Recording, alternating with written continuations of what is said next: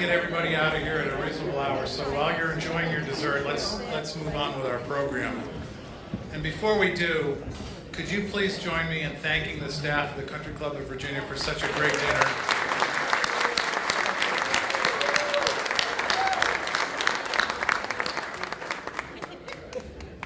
I also want to take a minute to recognize the staff of the Virginia State Golf Association. All of the staff, under the direction of Jamie Conkling and Matt Smiley, have done a great job, and they've all contributed to the success of this event. And I want to make special mention of a couple of people who really paid a lot of time and spent a lot of time and did a great job for us. First of all, Kirsten Roberts. Where's Kirsten? Kirsten. Kirsten worked on the invitations, all the logistics for the club, and she did a great job. Thank you, Kirsten. Secondly, Chris Lang. Where's Chris? Where? We call him Clang. Clang was responsible for all the communications having to do with this program and announcing the Hall of Fame selection. And as always, Chris did a great job too, so thank you, Chris. And finally, the Kenmont Group, VSGA's digital partner, with Chris Palmer. Stand up.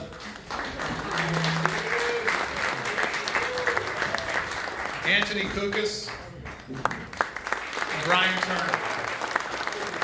They developed the Virginia Golf Hall of Fame website, and they provided tremendous assistance to us for all the collateral materials. So thank you to the Kenmont Group. So on behalf of all of us, thank all the VSGA staff for what they've done tonight.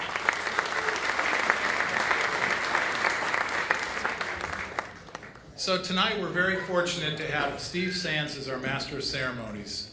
Steve is an accomplished sports broadcaster with tremendous experience in golf. He joined the Golf Channel in 2001 as a hole announcer and the lead interviewer for the network's PGA Tour telecasts. And in 2012, Golf Channel's parent company, NBC Sports, hired him for the same duties. He's also done play-by-play on NBC's telecasts, including the 2016 Open Championship, as Golf Channel and NBC were the cable and network home for the Open for the first time. Steve also was the lead interviewer and had play-by-play duties for last year's Olympics in Rio, and previously he contributed NBC's speed skating coverage at the 24 Winter Olympics in Sochi. Steve began his broadcasting career in school at Colorado State University. And following graduation, he worked in Scottsbluff, Nebraska, Oak Hill in Martinsburg, West Virginia, Utica, New York, Richmond, where he worked for NBC 12, in Orlando, Florida. Steve and his wife Valerie have 3 children, all sons, live in Florida. Please welcome Steve Sands back to Richmond. Steve.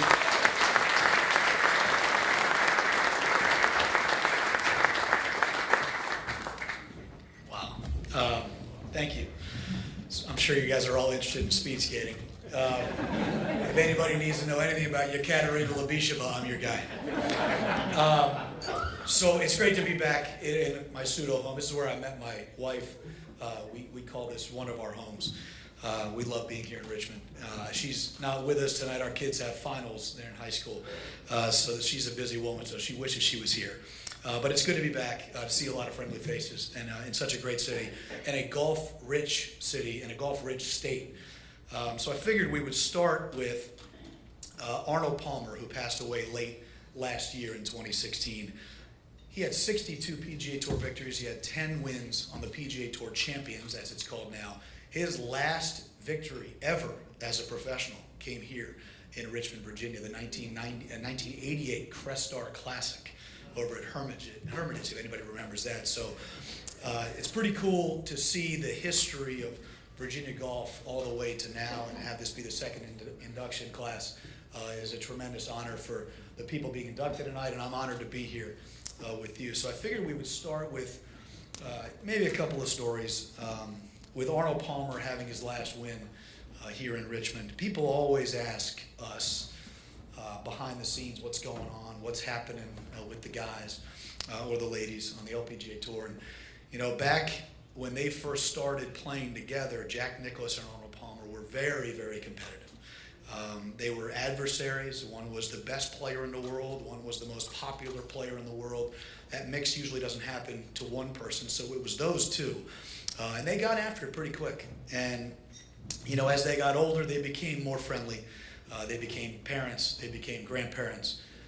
And they, became kind of lovable friends at the end. But uber competitive, crazy competitive Arnold Palmer, all the way to the day he passed away. And Jack Nicklaus still to this day would, rip your heart out in a game of, cards if he could. He's that competitive. So people always ask, what was the relationship like with them as they got older and they got, to be more settled in their life? And I was doing something like this a couple of years ago at the Memorial. Jack has his own tournament, the Memorial Tournament. It's coming up in a couple of weeks in Dublin, Ohio, outside of his hometown of Columbus. And, everything there, as you can imagine, is Jack. It's Jack's city, it's Jack's golf course, it's Jack's tournament, it's Jack's ceremony. It's all Jack all the time. Nobody is a Palmer guy at Jack's place because that's the way it is up there. Just like at Bay Hill in Orlando, you're an Arnie guy, you're not a Jack guy. So I was doing something like this a couple of years ago. He has an awards ceremony where he honors somebody and brings them into what they call their kind of honorary club. And Mr. Palm, I'm standing at a podium just like this, and it's brutally hot. I was thinking about it actually tonight when Gib was telling me that we were going to do the first part outside. I was like, man, it's going to be really warm. Hopefully it's not too hot. And it wasn't too hot. On this day, a couple of years ago in Dublin, Ohio, it was viciously hot, probably 95 degrees, sunny. The ceremony's at 4 in the afternoon, and it is hot and humid. It's bad. And it looked like a little outdoor wedding. So say 50 seats on one side, 50 seats on the other. I'm sitting here at the podium. People are filing in. Jack and his wife Barbara are sitting right there on one side, and on the other side, Arnold Palmer is sitting there with his wife Kit. They're in suits and ties. Everybody's wearing a suit and tie. It's hot, really hot. And they're wearing those gray jackets you see that Jack wears at his tournament. And Palmer is wearing that, and he's wearing a blue shirt. So anybody who's ever worn a suit outside when it's hot and humid knows those light blue shirts turn dark blue very quickly because it's so hot. So anyway, people are coming in, and Arnold is beet red and is really sweating. And he's much older than Jack at the time, and about 10 years difference. And Jack leans over politely, like a nice older gentleman would, and say, Arnie, can I get you something to drink? And Arnie goes, I'm fine, Jack, I'm fine. And I was like, oh no. They're getting button heads and, they're getting mad at each other here because Arnie doesn't want help as an old guy who needs help, and Jack's trying to be polite at his own club. And I'm like, okay. Politely says no. A couple minutes later, there's people coming around, by the way, servers, serving, drinks and stuff. Arnie, it's really hot. You look hot. Can I get you something to drink? Jack, I'm fine. And now he's not happy. And I'm thinking, I'm standing here, they're facing this way, and I'm like, oh man, this is Arnold Palmer and Jack Nicklaus. It was unbelievable. A couple minutes later, they're still filing in. Again, very hot, very humid. Jack's place, Memorial, Dublin, Muirfield Village, the whole deal. And Jack leans over one last time to be polite and goes, Arnie, please, it's really warm. You're looking red. Let me get you something to drink. And Arnold Palmer looks at him and goes, fine, I'll have an Arnold Palmer. They don't serve Arnold Palmers at Jack's Club. So it gives you a little bit of an idea of just how competitive they are. So if you fast forward to today's game and the younger guys, or the pseudo-younger guys, you have guys like Phil Mickelson who loves to rib people. He's in the Hall of Fame. He's got 42 wins. He's got 5 majors, done everything in the game he could possibly do except win a U.S. Open. He's a made man in the sport, one of the top 15, 16 players in the history of the game. And then you have players who like to needle him because he's Phil Mickelson, and Phil likes to kind of give you the business. So at Doral 2 years ago, we're on the range, and Mickelson is famous for, now you can imagine the guy's made $60 million a year for the last, 15, 20 years? Then he's made a lot of money. He's got a lot of money. And he likes to wear these crazy clothes with a crocodile skin belt and crocodile skin shoes that match. and he likes to kind of show them off because he's Phil Mickelson and you're not, kind of thing. But he does it in a funny way. He doesn't do it in an arrogant way. He does it in a kind of a jovial way, just kind of needling the guys. So anyway, we're at Doral. The stands are behind us, kind of where I'm standing, and the range is facing that way. And there's players and caddies on the range, and there are 1,000 people in the stands. It's a World Golf Championship event, and there's a packed stands watching the players hit. So here comes Mickelson. Now, the beginning of the Masters run-up is always the Honda and Doral for all those years. The beginning of the Florida swing is when everybody starts talking Masters, Masters, Masters, Masters. Get away from the West Coast, come to the East Coast, everybody's running up to Augusta. So here comes Mickelson, who, by the way, is not a small man. So when he wears clothes, he wears a lot of them. So he comes on the range, and he is, doing this, and he's wearing a white shirt, a green belt, green pants, and green shoes. It's the ugliest outfit you've ever seen. And he's walking around, and he's not hitting balls. And he's got bags of balls, and he's like, where should I go? And you can tell, if you know Phil well enough, you can tell that, he wants someone to say something to him. He's not looking to hit balls and warm up for the third round. He's just walking around. So everybody's looking, he's walking by and looking like, wow, shaking their head. Man, that's the ugliest outfit you've ever seen. And you could tell he wanted somebody to say something. So there's a bunch of kind of guys who like to give people the business out there. Matt Kuchar, who is a smiling assassin out there. He finally steps up. Now, there were 1,000 people watching this. And all the caddies and all the players and the TV guys just kind of hanging around. And Phil's out there and he's doing this. And Matt Kuchar goes, I'll clean this up for the kids. Man, Phil, what are you wearing? Just like that.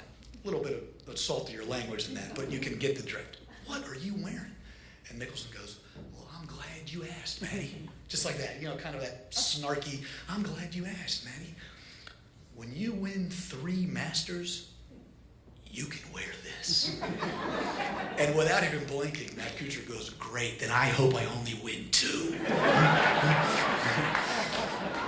So anyway, with that, let's get started. Welcome to the Country Club of Virginia. What a fabulous place this is. It's a long-standing member of the Virginia State Golf Association and a friend. Oh, am I clicking? Oh, yeah, clicking. Oh, that stays permanent. Okay, I got you. We're good. Sorry. I should be wearing a green belt. Sorry. My apologies. We only talk for a living. I don't do the technical stuff. I apologize. Sorry about that, Gibb. We even practiced this morning. This is not his fault. It's totally mine. They've been a longstanding member of the Virginia State Golf Association and a friend of golf in the Commonwealth of Virginia for many years, along with hosting nearly 40 VSGA championships. CCV has played host to high-level tournaments like the PGA Tour Champions event, the Dominion Energy Charity Classic, and 2 United States Amateur Championships. It's a big-time club. It's fabulous to be here. Click.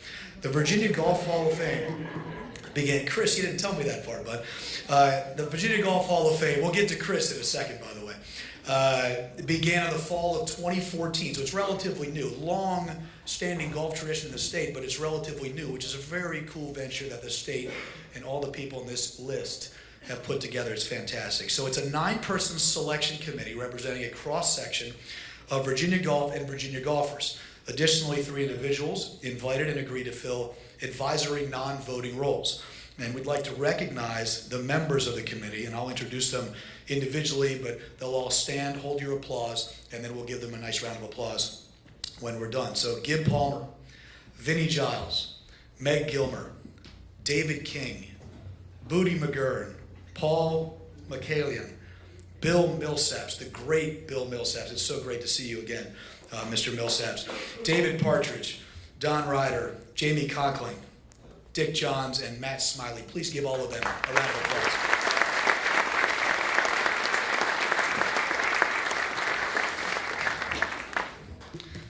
The information, it was interesting. I was listening to Bill talk about where is the Hall of Fame? What is the Hall of Fame? Where can we see it? Where can we find it? Here's your answer. Information on tonight's inductees can be found on the virtual Virginia Golf Hall of Fame website, a place you can visit from anywhere in the world without ever having to take a step. So the Virginia Golf Hall of Fame is housed inside this lovely building that you see, but don't look for it in the foothills of the Blue Ridge Mountains or anywhere in this great state.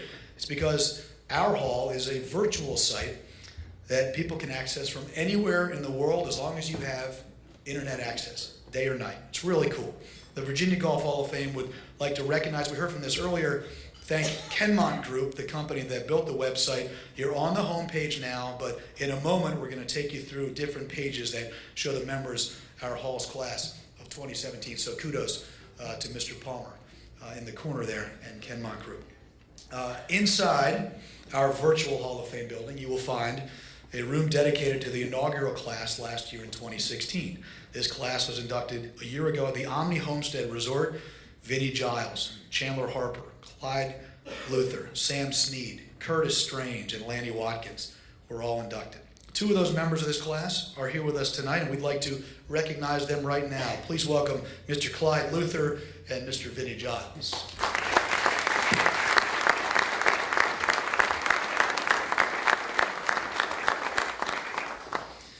Fantastic that you guys are both here.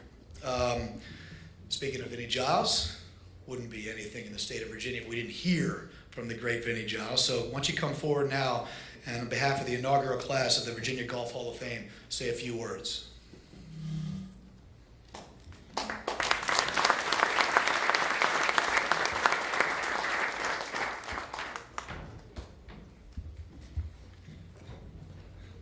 Good evening, everybody, and thanks so much for being here. It's been done before, but my first comment was to welcome Steve Sands back to Richmond. It's nice to have him here after a number of years and some great successes. We listened to a little bit of his path to Virginia, and fortunately his path thereafter, which has gone to much higher heights. So welcome, Steve.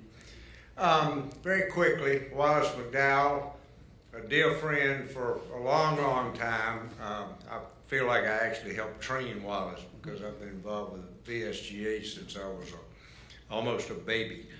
But know how proud Gary and his family are to see Wallace recognized as it is well deserved. Donna Andrews, I began following her career when she was moved to Lynchburg, Virginia, at my favorite golf course in the world, Boomborough Country Club. And early on, Donna perfected her skills under one of our attendees tonight, Mr. Phil Owenby. And I was asking Phil about that. He said, well, that was about 80 to 86, and said I passed her on to Jack Lumpkin. But Donna, congratulations. One, great to see you again, and two, certainly a well-deserved honor, and our first female inductee.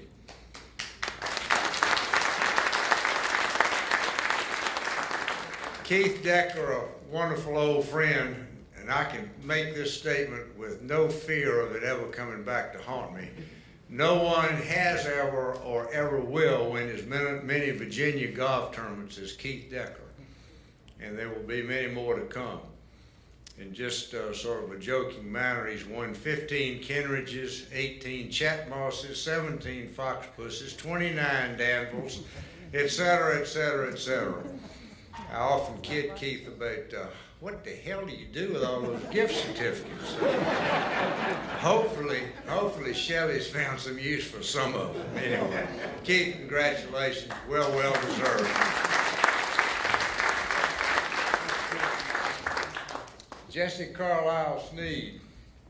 Through the years, I've gotten to know JC better and better, and glad to call him a very good friend. I think we first crossed paths in the late 1950s at the Elizabeth Manor Country Club at a Virginia JC's tournament. And JC was a baseball player, but they probably didn't have but 4 golfers from Bath County, so he qualified for the team and came down there. And as he said, I couldn't hit the ball where I could find it, but I could hit it far. And all I recall is all these hot shots came out. We had some really good players back then, and came out to the first tee of Elizabeth Manor for a driving contest. And they had all their fancy clubs and their big bags and this, that, and the other thing, and they're firing the ball down that first fairway. 282. This is now, we're 15 or 16. 279, 284.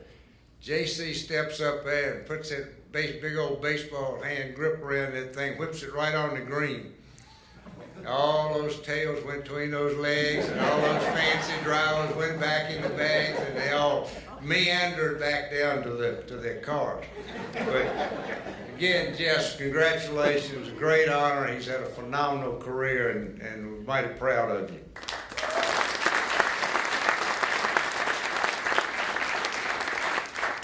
Briefly, just to sort of recall last year, which was very, very special at the Homestead. I think the things that I think what I probably remember the most, obviously it was a wonderful honor for all 6 inductees, but I guess what I remember the most was Lanny and Curtis, both members of the World Golf Hall of Fame, phenomenal careers, major champions, et cetera, et cetera, et cetera. And how actually honored and engaged they were in the whole process. I mean, they were really, really proud to be Virginians and to be going into the inaugural class. And funny because, you know, I mean, a lot of you know both of them well. Alan probably knows one of them real well. And we were sitting there signing these damn books. I mean, you signed them. And you signed them, and they kept firing them at you. Lanny, as usual, because of his pace of play, he was doing 2 for everybody else's 1. And he was throwing them at Curtis. And we got through, and I said, and I've listened about it. I never represented Curtis, but I did represent Lanny. In fact, we used to call Lanny Limo, because in the days of the outings, we'd get Lanny an outing somewhere, and I ain't gonna pick me up a limo one time. I gotta have a limo. So we got finished, we were playing golf, and I said, damn, Lim. I said, you boys were really good in there. I was waiting for you and Curtis to start raising hell after about the 6th book. He says, you know why Curtis was so good? I said, I have no idea. He said, because I didn't bitch, so he didn't either. But it was a wonderful night. I think everybody that was there thoroughly enjoyed it. Gil Palmer, I have to give him kudos. He has been phenomenal in putting all this together and working tirelessly to make the Virginia Hall reality. But I can only tell you it was a great honor, a great privilege, and you people tonight, I think, will have the same feeling. It is very special, and all of us in Virginia are extremely proud of you.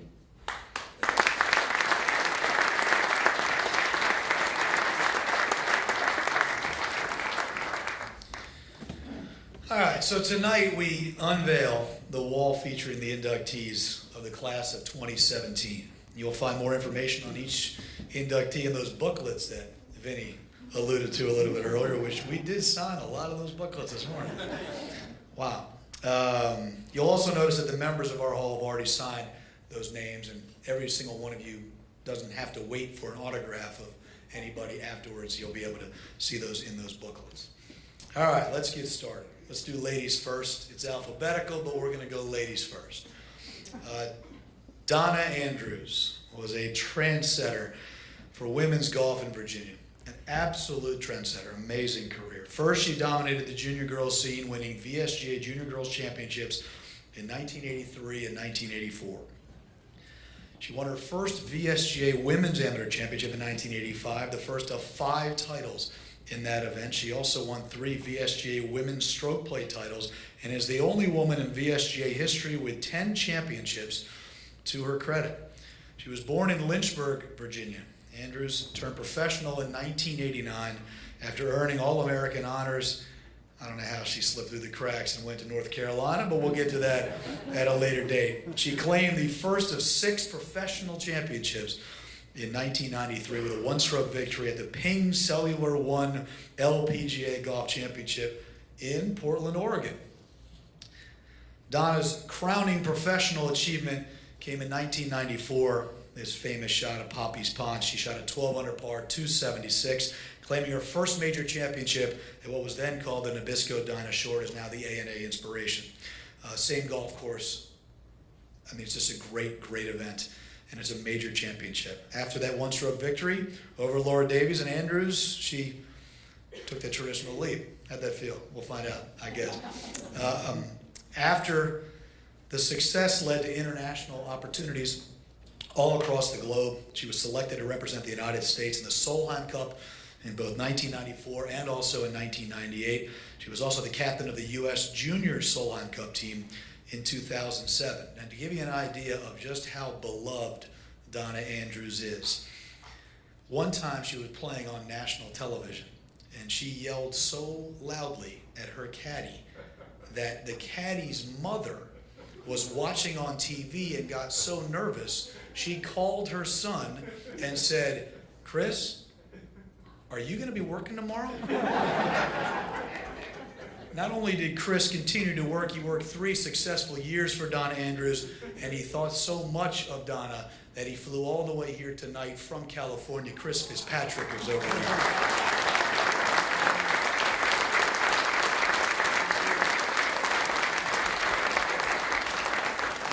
The Virginia Golf Hall of Fame is proud to induct Donna Andrews as a member of its class of 2017 in recognition of many years of excellence and outstanding contributions to the game of golf in Virginia and beyond the Commonwealth. Presented on this 18th day of May 2017, it is my honor to welcome Donna Andrews to the stage.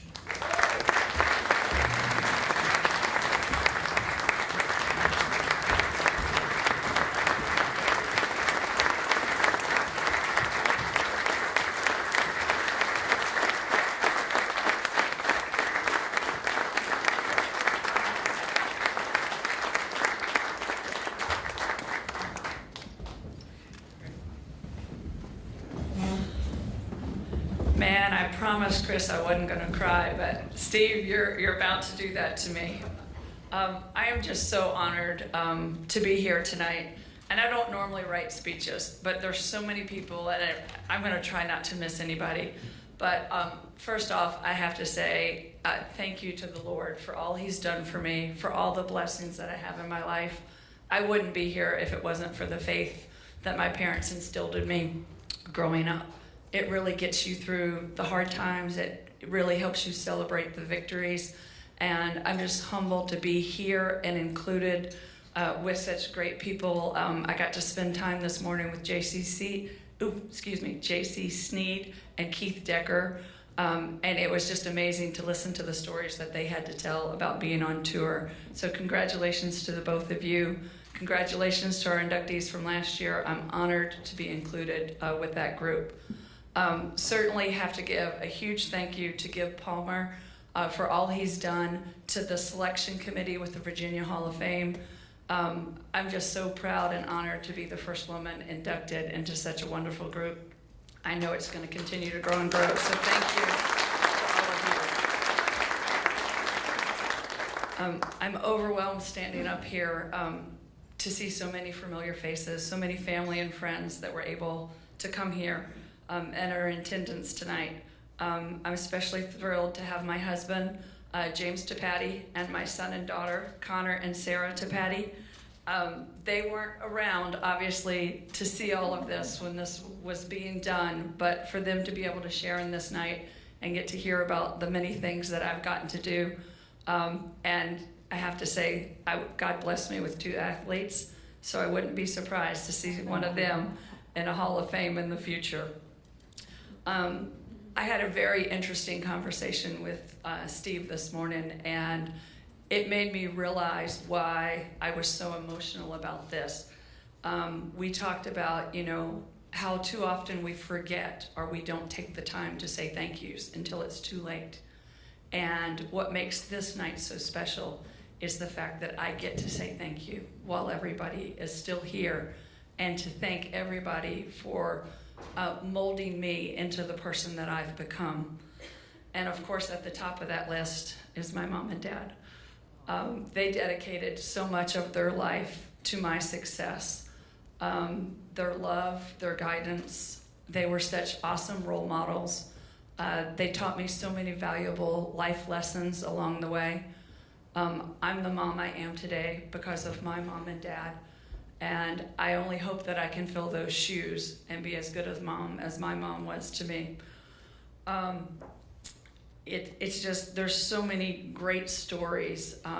One of them that I remember, and it was actually brought when Steve talked about the Crest Star Classic. That was the very first LPGA event I ever played in as an amateur. But my rookie year on tour, I was a non-conditional player, and so I had to Monday qualify for all my events. And the event before was in Nashville, Tennessee, and I had to drive 11 hours from Nashville, Tennessee, here to Virginia to try to qualify. And I thought, there's no way I'm going to be able to do this. Well, my dad, I drove all the way from Nashville to Lynchburg. My dad got in the car and drove me the rest of the way at 4 o'clock in the morning and caddied for me and allowed me to sleep. And we went out and played a golf course that we had never seen before. And I remember hitting a drive off one hole, and I was probably one of the straightest drivers on tour, thank goodness. Because when we got down there, there was a big lake on the right and there was a hazard on the left. And I looked at him and I said, if we had known this was here, we wouldn't have hit driver off this hole. But luckily we qualified, and then I went and slept the whole way back to Lynchburg after that. But I mean, the dedication of, him being willing to do that for me and the love that they shared. Now that I'm a mom and I run those carpools and we're back and forth to all the sporting events, now I really realize everything, all the dedication that you guys did for both me and my brothers. Unfortunately, my brothers weren't able to be here tonight, Jay and David, but their family is represented here by Lori Andrews and Philip and Catherine Andrews. And I wouldn't be the athlete that I am today without my two brothers. I grew up believing that anything the boys could do, I could do better. And I still to this day believe that. My younger brother's amazing. He can pick up the golf club, having not played for a month, and go out and shoot 80 like it's nothing. So we often tease him that, he always plays well the first time out, but not after that, because then he starts to think about it too much. My older brother has gotten very involved with tennis, so he can play with his son. And now I'm afraid, even though I could beat him when we were growing up playing tennis, I won't take him on anymore, because I think he'd probably beat me in that. But he certainly, growing up playing, I remember going to all the baseball games, and I was the little girl sitting on the sideline. And every time the foul ball went over the fence, I was the one going to chase it. Well, my daughter has filled those shoes for me now, but I still to this day, Dad, what do you always say? Don't throw it like a girl. I can tell you, Sarah doesn't throw it like a girl. You better watch out if you're catching from her, because she might hurt you. But that's one of those things that'll stick with me for the rest of my life.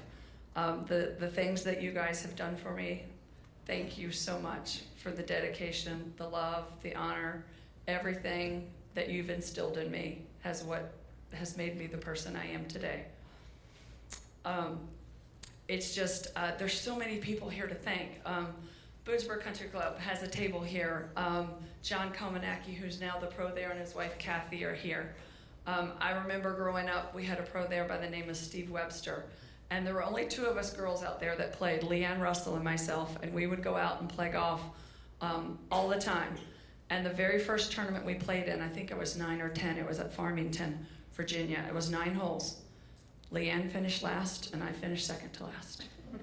So at that time, who would have known that we would end up where we are today? But it was so many great times that we had there. And my golf game really flourished when we took on a new pro there, Phil Owenby, his wife Susan, and their 2 sons. And they made me a part of their family. Not only were they my golf coach, they were mentors. They actually let me babysit their kids. And now I look at the kids and go, okay, now I feel really old. But thank you, Phil, for all you did. Phil, talk about learning to give back. My parents had instilled in me that you have to give back. Well, Phil really instilled that in me. He would meet me. I played three sports in high school. I played tennis, golf, and basketball. So during tennis and basketball season, there wasn't much time for golf. Phil would meet me before school, and we would go out on that driving range, and he'd watch me hit balls for an hour before I went to school. Thank you for your dedication. You really helped make me the person I am today.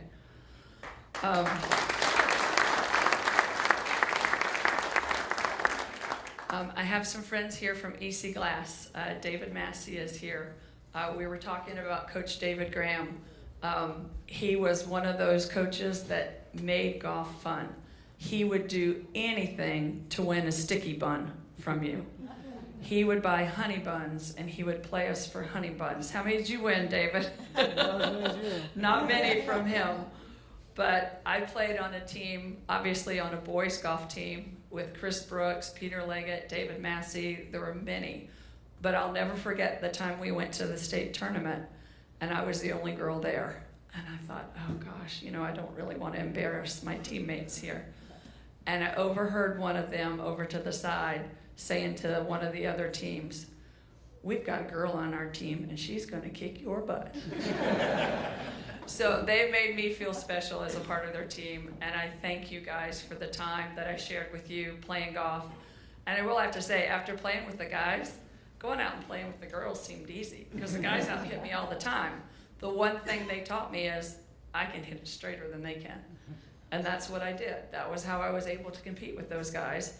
And that carried on to my tour career. When I was out on tour, I averaged hitting 80 to 85% of my fairways. I averaged hitting 80, 85% of my greens. Now, I tied Annika for number of greens hit in regulation. What do you think she does better than I do? Yeah, putting was never my strength, but I still work on that to this day.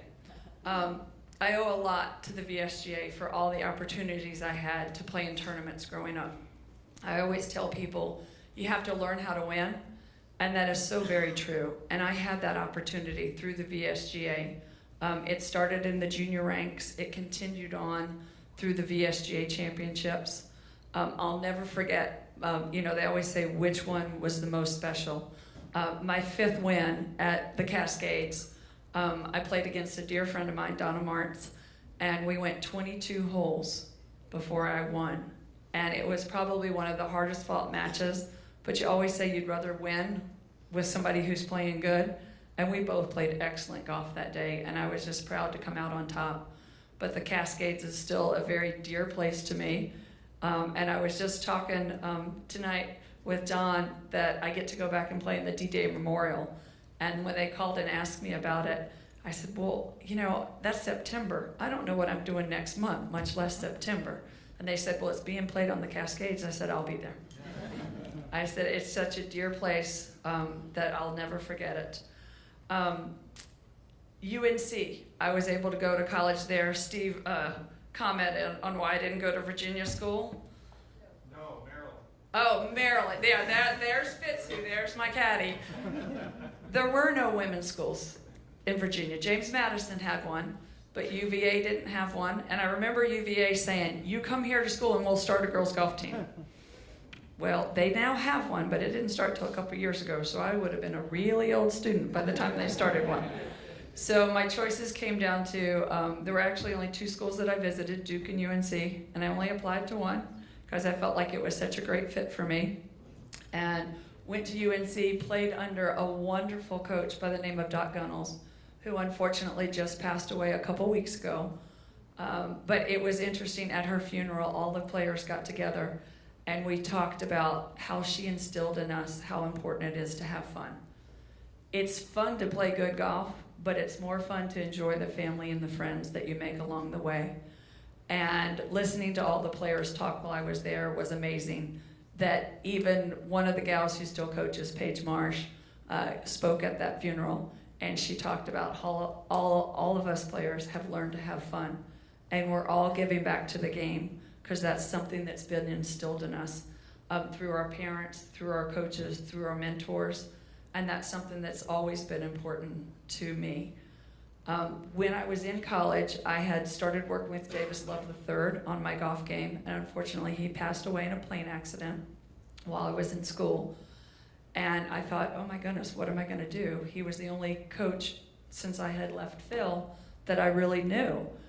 And I remember my rookie year on tour, I made it on tour, and I was out in Arizona playing, and Jack Lumpkin's daughter, Sandy, who's Sandy LeBeau, lived with Mike LeBeau out in Arizona. And I was a rookie on tour, so you drove everywhere. And I called him up and I said, look, I've got to drive up to Phoenix to try to qualify. Can I come stay with you guys? Because when you're a rookie on tour, you cut expenses any way you can. So I'm up there and I'm having dinner with him one night, and I said, you know, I really am lost. I would love to be able to fly out to Arizona all the time and work with you and Mike and Sandy LeBeau on my game, but I can't afford to do that. I need somebody in the East Coast. And Sandy said, well, why wouldn't you go see my dad? And I said, well, he wouldn't work with me, would he? And she looked at me and said, you're crazy. Of course he'd work with you. And it turned out to be a friendship that has lasted through the years. I worked with him the full 15 years I was on tour. I was fortunate to go down. My children went down with me, and we celebrated Jack's 80th birthday just last year.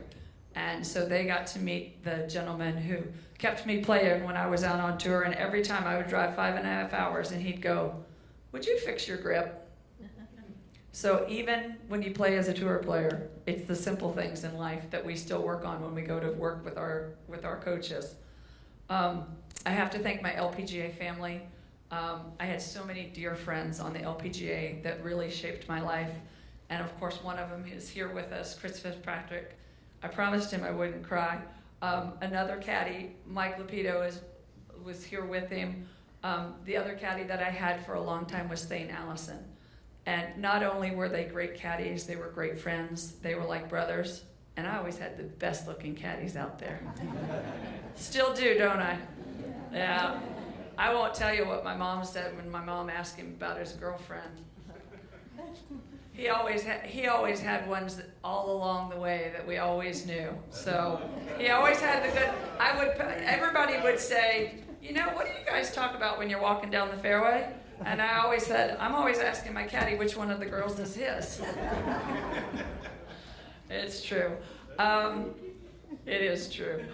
I am very privileged now to work at Pine Needles Resort. I had worked there under the eye of the late Miss Peggy Kirkbell, who just passed away in November. And I was brought on board 10 years ago to be mentored by Peggy and to be there to carry on her tradition and to promote women's golf. And that's something that I'm proud to say I'm there to do. I've got big shoes to fill. Now that she's passed away, I've got a lot of work to do. But Pine Needles is probably one of the most women-friendly resorts that you could ever go to. We run golf schools, we do individual teaching, and we know how to have fun there. So if you're looking for a golf school, come visit us at Pine Needles. We'll take care of you there. And I guess the most important thing is that I feel like God brings people into your life. You know, they say for a reason, for a season, or a lifetime. And all of you here have been brought into my life for a reason, a season, or a lifetime. And I just want to thank you for molding me into the person I've become today.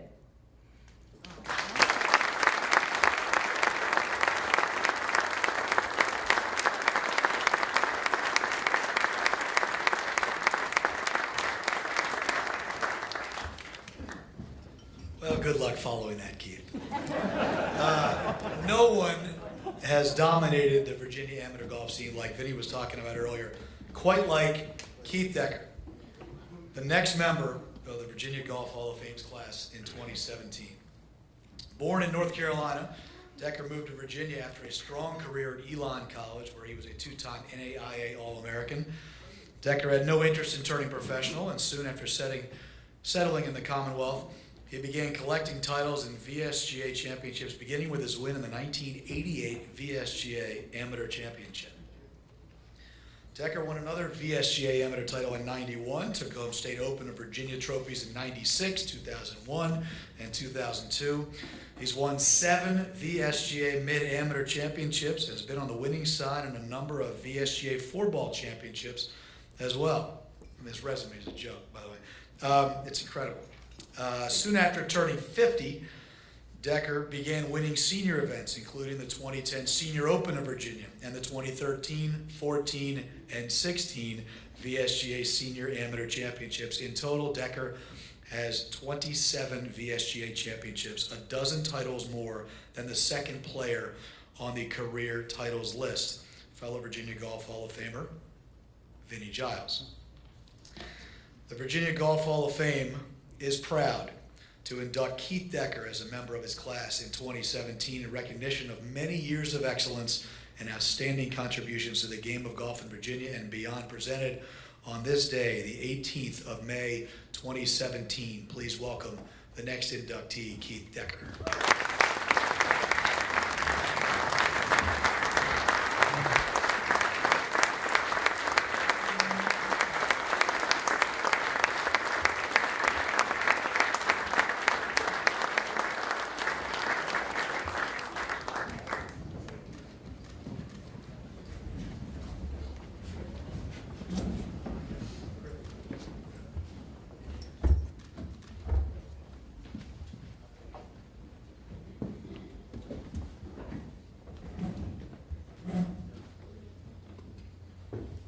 Looking at some of these pictures here, I'm not sure who those people are.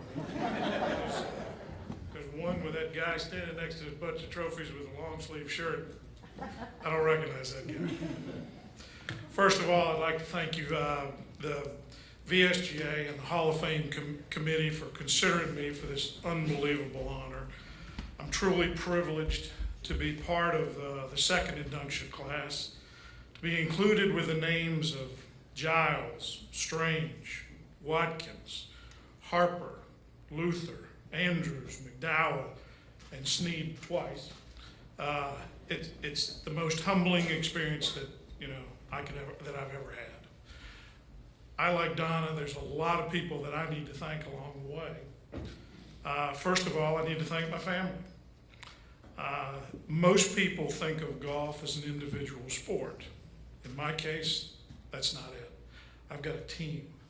My wife, Shelley, my daughters, Christina, Elizabeth, and Finley, and my son, Sidner. They're the greatest cheering section that you could ever have. They're my biggest advocates. They're with me, win, lose, or draw. Thank you. I love you all. I also need to thank my contemporaries that I play against on a daily basis.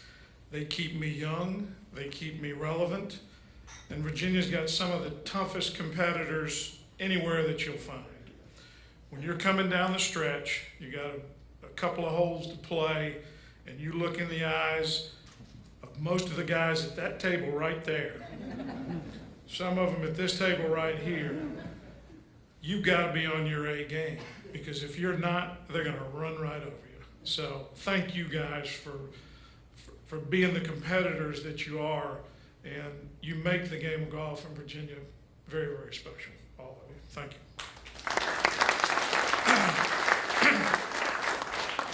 Next, I'd like to thank CCV's own Vinnie Giles. Unknowingly, Vinnie has been a fantastic golf role model, not only for me, but for every one of these guys that play and gals that play in this room. I've never wanted to be a pro. Had a couple of opportunities when I was younger, but I just, I didn't want the money. I didn't want to make it a job. I enjoyed it. So I've always admired Vinnie's untouchable amateur record. But beyond that, he was a successful businessman, a wonderful family man, and he's taken an interest in helping a lot of the younger players. And he's done a great job in giving back to the game of golf, of which we all need to do at some point in time. We've been very fortunate, we've been very blessed with all the great things that have happened to us. We need to nurture and help younger people along the way. And Vinnie, thank you for doing that. And you are a great golf role model. So.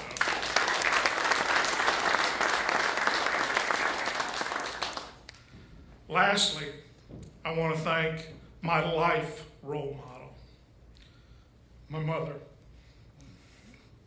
Paulina Joyce.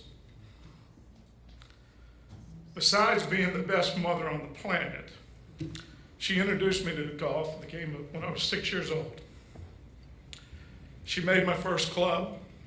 She cut down a hickory shafted iron and put a makeshift rubber grip on it, and I still have it today.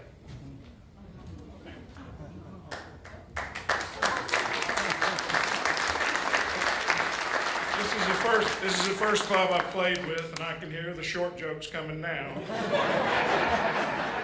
I could still play with it, it wouldn't be a problem. But she gave me the opportunity, whether it was playing with her on the Friday night mixed captain's choice or driving me to the junior tournaments that I played in. She taught me my competitive spirit. So you guys don't want to play her, let me tell you. She taught me to be a good winner, and she taught me to even be a better loser.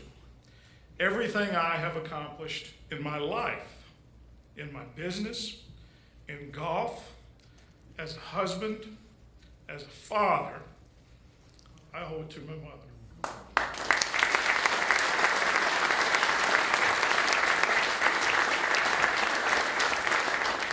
Thank you, and I love you. In closing, next to my family, this is the greatest honor that I could ever receive. Thank you so much, and I will strive to live up to the standards set by the previous class members and inductees in this Hall of Fame. Thank you.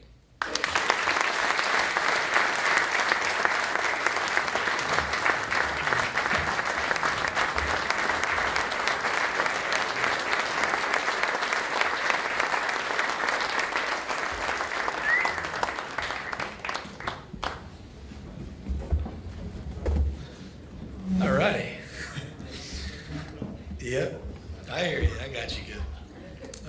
Our next inductee into the Virginia Golf Hall of Fame class of 2017 is Wallace McDowell, who was the essential link between the once all-volunteer VSGA and the association that now employs a large professional staff, along with a number of independent contractors and a digital marketing team. Before joining the VSGA, Wallace was many things. He was an Army veteran who served his country in World War II. He spent his career as a trust officer for what is now known as Bank of America. But he had a love for this sport, which led him to volunteer for the VSGA in 1968 on the request of former VSGA President Corbett King. McDowell took over as executive secretary of the VSGA in 1973, soon after the unexpected death of then VSGA President Jose Davila. McDowell's face nearly always greeted golfers at VSGA championships and events around the Commonwealth. McDowell started competitions, handled rules decisions, and ran the scoreboard. He quite literally ran the organization out of the trunk of his car. Under his watch, the VSGA launched its VSGA VIP golf card program back in 1984 and began the VSGA VIP Scholarship Foundation as well. He eventually became the VSGA's executive director and retired from that role in 2000. Shortly before his death in 2010, McDowell was inducted into the Middle Atlantic Golf Association Hall of Fame. Wallace's son, Gary, that, by the way, just for full disclosure, is not Gary in the picture. It just happens to be a picture, but that is not Gary in the picture. Just wanted to make sure that's clear. You'll figure that out in about a minute. Wallace's son, Gary, will now come forward and be presented with his father's Hall of Fame certificate and also his medal. The Virginia Golf Hall of Fame is very proud to induct Wallace McDowell as a member of his class of 2017 on this 18th day of May in 2017. Here's Gary.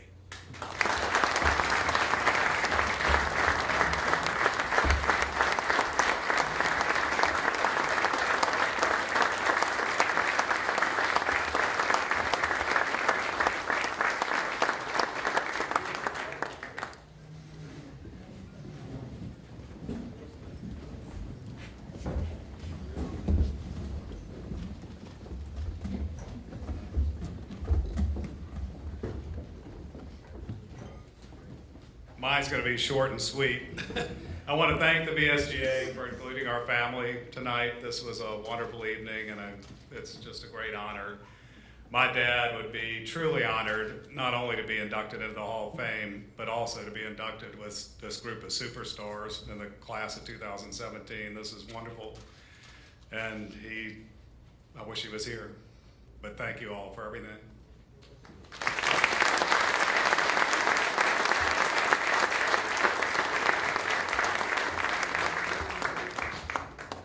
Gary, thank you. Final member of the class of 2017 of the Virginia Golf Hall of Fame is J.C. Sneed, who joins his uncle Sam, who was inducted as part of the inaugural class a year ago. A native of Hot Springs, J.C.'s first foray into professional sports wasn't actually in golf. He's a great athlete. He attended East Tennessee State, played minor league baseball for several years in the Washington Senators farm system before retiring and picking up professional golf. Sneed won his first PGA Tour title back in 1971, taking both the Tucson Open Invitational that year and then the Doral Eastern Open Invitational in 71. In 1973, Sneed was the runner-up at the Masters. He also tied for second at the U.S. Open in 1978. He tied for third at the PGA Championship in that 1973 year. In all, Sneed amassed more than $10 million in his professional career. He made an impact on the senior circuit as well, winning the Ford Senior Players Championship in 1995, defeating a guy named Jack Nicklaus that week in a playoff to clinch the title. He also represented the United States on 3 Ryder Cup teams in 1971, 1973, and 1975. It's not talked about a lot. We do the Ryder Cup every other year on NBC, and we talk about it every other year. Nobody had a better record, if you look at it collectively, than Jesse Carlisle Sneed at 9-2 overall.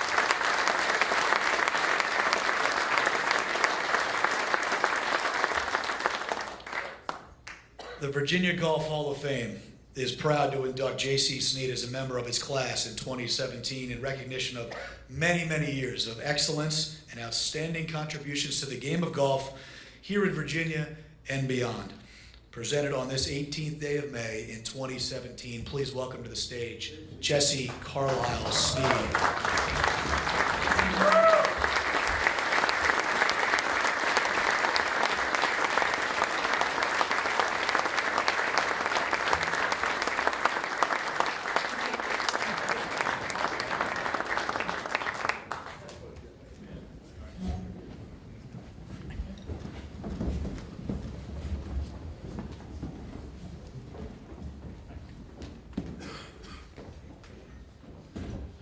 I know why they left me to last. I think everybody's ready to go home.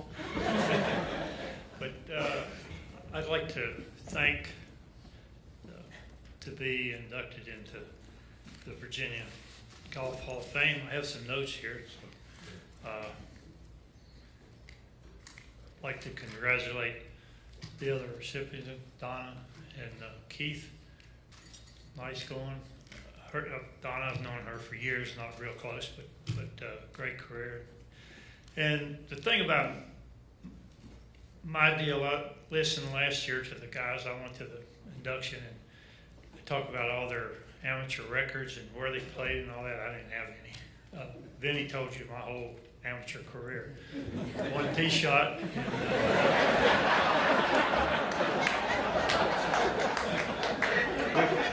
If you remember, we played one round and we got rained out, and I was glad to get back to the hills.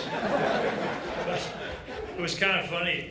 There was a guy that most of you, well, a lot of you probably remember, Johnny Gazzola, who was a sports writer, and he was in charge of the program there at the Homestead Hotel. Great guy. He was my 8th grade basketball coach, and he was the one that talked me into trying to qualify for this tournament. I mean, I didn't even play golf. And I beat this guy.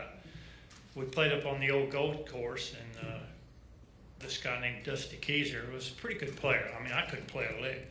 And I tied him for the 3rd spot, and they wanted whether we wanted to play a 9-hole playoff. And I said, no, I don't want to play 9-hole. 1 hole, if I may have a chance. And I ended up, I birdied the first hole, and so I got the spot, which was that's my whole amateur career.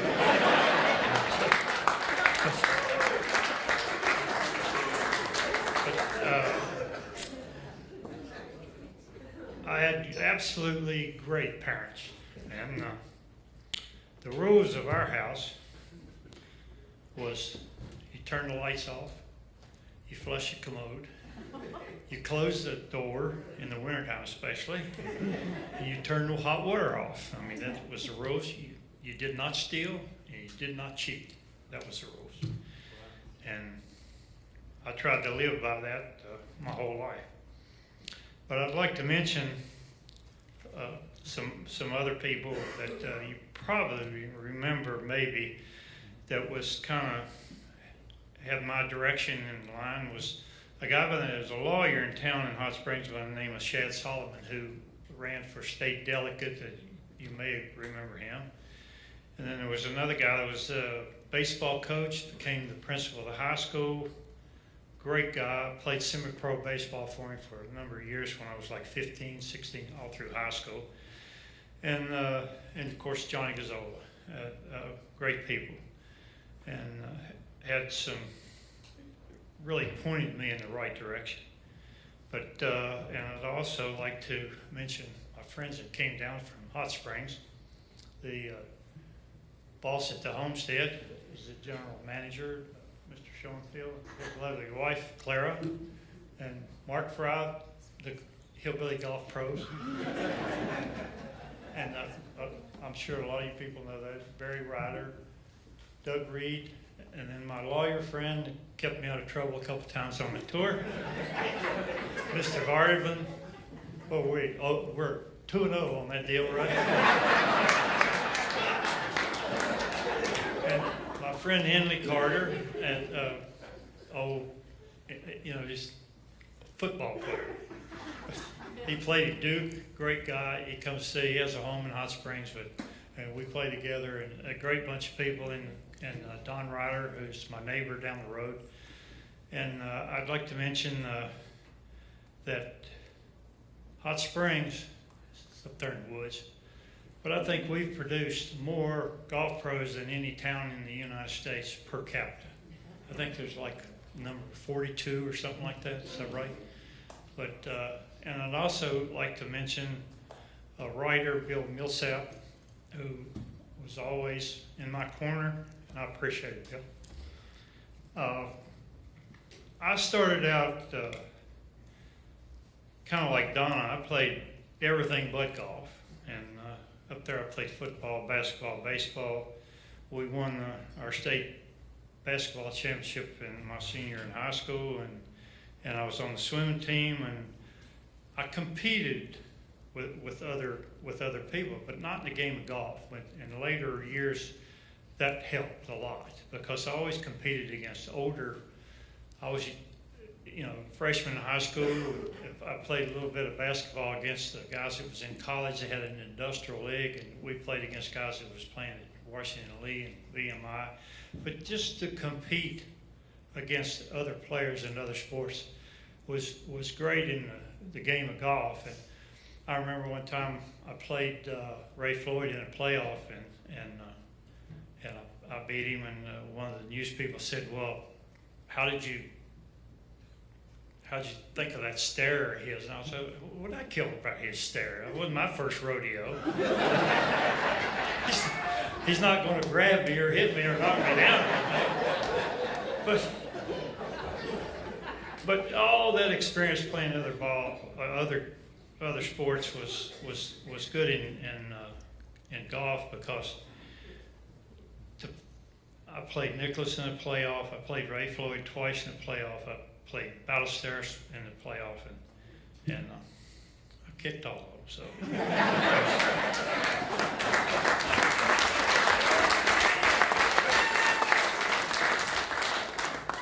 But then Ted Williams gave me a baseball glove when I was in the 6th grade, and I used that baseball glove all through grade school, all through high school, and 1 year in pro ball.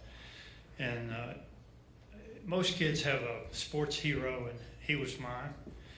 And later on, after I quit playing baseball and got into golf, I met Ted Williams at spring training, And he wanted to know why I quit, and I said, well, I wasn't good enough. And so he yelled at the guy, go back and get the records and look at it. And he says, ran good enough, threw good enough, didn't hit good enough. I said, well, I told you so. But anyway, I went to spring training my last year, and I had a feeling that was going to be it. And so I wrote a letter to a friend of mine. His parents and my parents were best friends in Hot Springs. And a guy by the name of Charlie Beveridge, who was taking this job in New York at Century Country Club. And I wrote him a letter asking would he give me a job. And he wrote me back, and he said, we'll be there on April the 15th. So I went to spring training, and it went the way I thought it was, so I quit and drove all the way. I didn't even know where White Plains, New York was. I thought it was upstate somewhere. But I found my way up there, and I went to work, cleaning clubs, picking up range balls, working in the shop, doing the normal things that you do when you get into the game of golf, and playing baseball. You know, you sit in the dugout and you dream about, boy, if I could really catch one, I think I could hit it over those trees, over that fence, you know. And that's like 400 feet or a little bit more. And then all of a sudden I'm hitting the golf ball and it's going, man, it's going out of sight. Now, this is really fun. But I mean, I had no even, playing on the tour was the furthest from my mind because, I mean, I didn't even know how to play. And so that it was fun. And to hit that ball and see how far I could hit it. And kind of a cute story in a way that I was down on the range working one day, and there was a 1-iron there, and I picked this 1-iron up, and at the end of the range it was about 275, 80 yards, and I ripped this 1-iron down through there, and I'm watching it, and this group's going across to the green, and it's going right at this member, and he looks up, and the ball's like there, and he ducked it and went right over his head. I went over and put that one up real quick, and I wanted to go hide somewhere because I knew I was probably going to get fired. So this, his name was Gus Levy, and he was president of the New York Stock Exchange. And so they finished 17, and 18 comes up by the range, and I'm trying to hide, and here he comes in that golf cart. And I mean, he laid into me, and I said, I'm sorry, I wasn't trying to hit you. I know, you know. So I figured I was going to get fired, but when you work at a club, there's always, you know, 5 or 6 members that are kind of the key members of the club, and they call the shots and all that, and he was one of them. And I mean, he didn't speak to me the rest of the year. But you know, I worked there 4 years. Mr. Levy gave me a 57 T-bird. I still have it. And I had lessons from a guy that you may have heard of. You know, I'm getting old. I've always thought I was one of the younger ones in the bunch, but I'm getting old now. But a guy by the name of Harry Cooper, who won, I think, 31 tournaments on the PGA Tour. He helped me when I first got started. A guy by the name of Bill Collins, he was from Maryland. He helped me a little bit, and then a local pro there, Al Feminelli, and one, you've probably heard of this name, Voight. John Voight, the actor, his father gave me a golf lesson. And, you know, all those things that I felt like that I had a lot of catching up to do to learn to play, and I worked my butt off from daylight to dark. And I lived at the golf course, and I hit balls every day, every evening. I'd get through my job, and I'd go hit balls till dark, or carry my bag and play until dark, and that's basically the way I learned to play. And after 2 years up there, they wanted me to go try to qualify for the tour. I mean, 2 years. I've been playing 2 summers, not 2 years. And but my attitude was, I'm trying to learn. So every round that I played in any kind of competition was a learning process, and I wasn't discouraged to, you know, I had a bad temper, and, you know, went through all that thing. But just to learn and watch other people and ask questions, and how do you do that? And then I had 3 uncles that were golf pros, and Uncle Pete, Uncle Homer, and Uncle Sam. And Uncle Pete was the first one to help me, and then I lived with Uncle Homer in '68 of the winter, and 69 in Florida. Hit balls all day until after lunch. He taught in the morning, and we'd go play every evening. And then Uncle Sam came in the picture, and he was at Boca Raton, and he would ask me, did I want to play? So, I'm like a little dog, please. So I go up there, and I probably the most nervous I ever was teeing off with him the very first time. And but he was easy to play with, and of course he was, a pretty good player. So, but what was kind of funny that I'd never played with anybody. Not been in the game, and I'm watching Unky. I always call him Unky. I'm watching Unky play and how he hit it. And how'd you do that? And what do you do? And I didn't really realize what I was looking at. I mean, I'm looking at Picasso, and I'm just thinking, he's the normal player on the tour. And then finally, I get out there and get my card and get out there in '68, and that's what we were called rabbits. And I was a bunny, I guess, not a rabbit.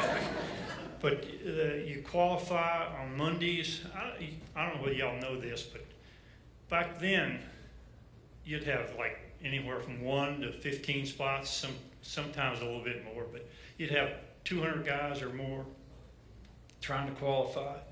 And my goal when I first started was just to learn to qualify. And I went down and played on the Caribbean Tour for 3 terms, picked it up at Doral. I didn't qualify, went to Orlando, didn't qualify. Now, mind you, I've only been playing golf 4 summers. So I qualified Jacksonville. But again, my goal was to qualify. Then I started qualifying pretty regularly, and then I said, okay, I can qualify. So now I want to try to make the cut. That's my next goal. And my goals was very small, and then they only paid 50 money spots. So at the latter part of the year, I said, okay, maybe I can make a few bucks. So for my first year on tour, I made $700. I really killed it. So I go the next year, and I skipped over the part where the members at the club sponsored me on the tour. So the second year, I think I made $10,000. Now, mind you, we weren't playing for very much. A couple of terms was like $75,000, and a guy last week won $1.9 million, and we're playing for $75,000 the whole deal. And so the third year, and in my game, I didn't get discouraged because I was learning and going up a little bit all the time, and playing a lot with Unky and asking questions and how do you do this and how do you do that. And the thing he really helped me with mostly was the mental game, the how to win, when to lay up, when to go, and depends on how you're hitting it. And one thing he told me, he said, look, you need a go-to shot. I said, what the hell's that?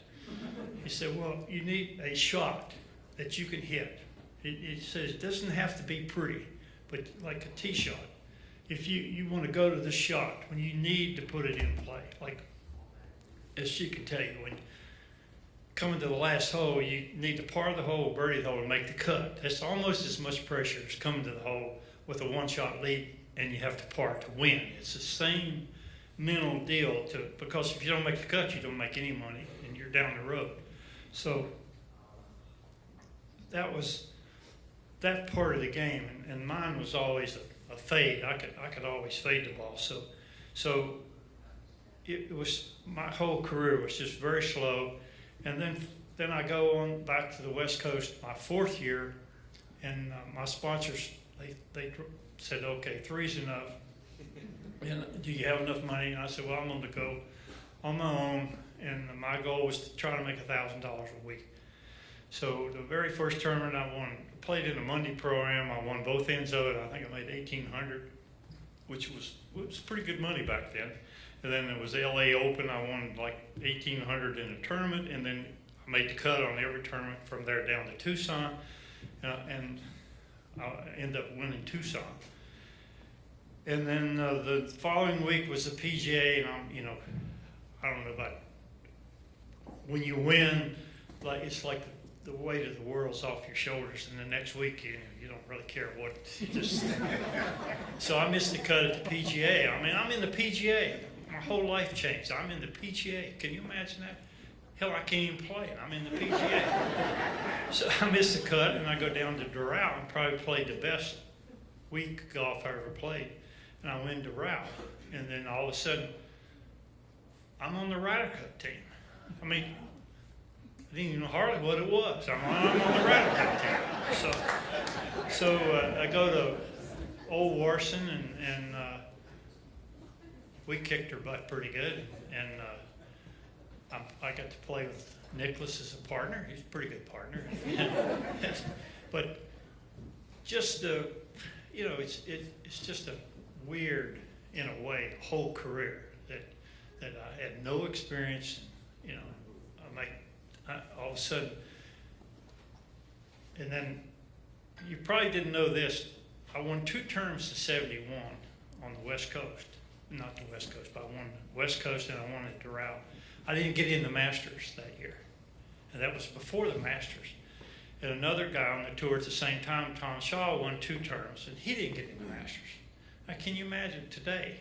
I won 2 terms, and I didn't even get invited to the Masters. So the next year was when they decided to, if you win, you're in the Masters. So, and of course, I got in the Masters because I was on the Ryder Cup team. That gave you a 2-year deal in the Masters. And I ended up playing 13 Masters, and I had my opportunity to win and didn't. So that would have been a whole career-changing deal to win a major tournament, but I got close, didn't get there, got close to the Open and didn't get there either. But it's been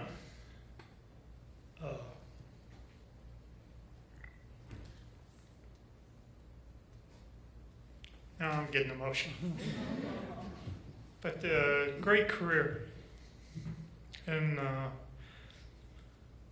owe everything I have to King of Golf. Thank you very much.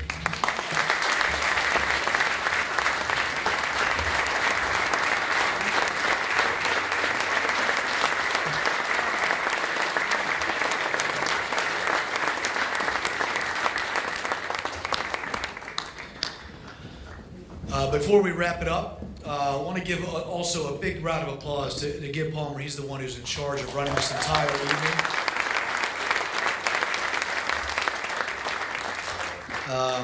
And one final round of applause for all of the inductees tonight here in 2017.